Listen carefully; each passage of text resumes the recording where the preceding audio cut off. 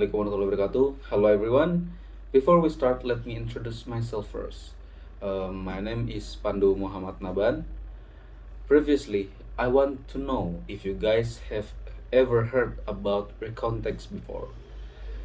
So, before we start our journey to understanding the recontext, let me ask you these questions.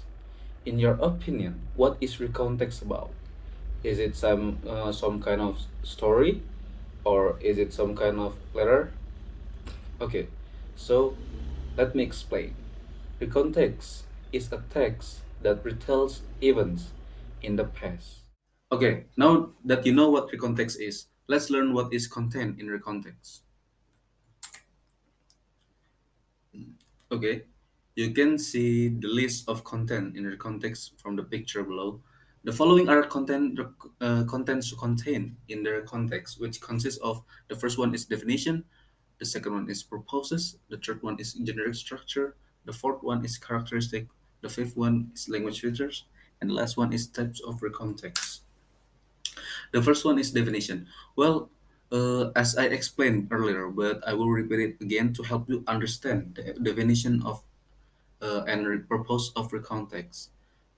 The definition of recontext is a type of text in English which contain the story of an action or the activities of the writer or the characters in the story.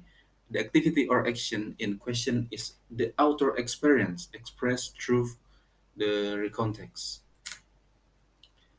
Okay. The second one is purposes. As you can see here, that the purpose of recontext is to entertain the reader, as well as to provide the information for the reader. The third one is generic structure of recontext. The following is the generic structure of the recontext. Recontext itself has three generic structure, which are foundation for the creation of this text. These three things are orientations, series of events, and reorientation. Okay, I'm gonna explain the orientation first. So in Indonesian, the meaning of orientation is introduction. This first structure contains information about the character, the scene, when the event took place, and so on. The information provided by the author is expected to provide the knowledge or information needed by the reader in order to understand the storyline. After the orientation is the series of events. The second structure is the content of the text or in the form of a story about events or experiences that the writer wants to convey to the reader. Besides that, usually the authors express personal remarks on the events, aka personal statements about the stories they write.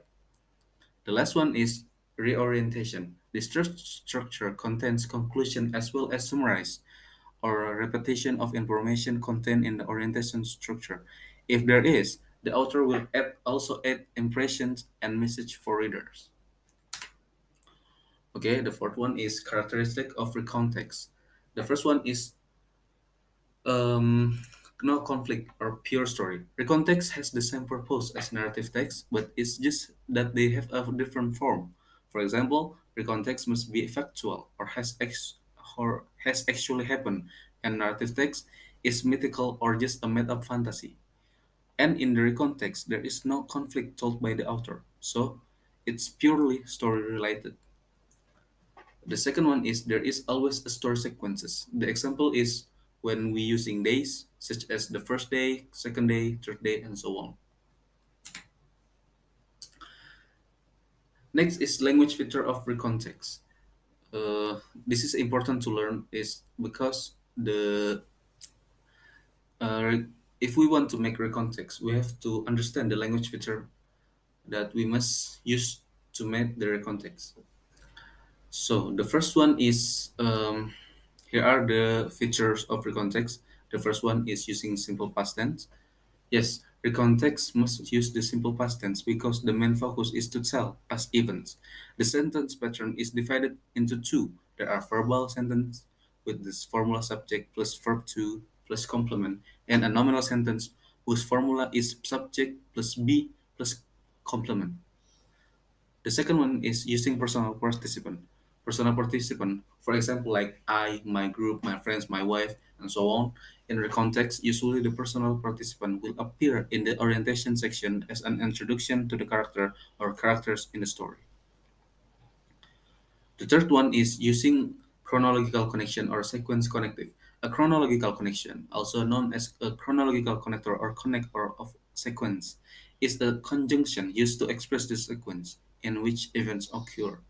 Chronological connectors are useful for stating which activities occur first and which occur next.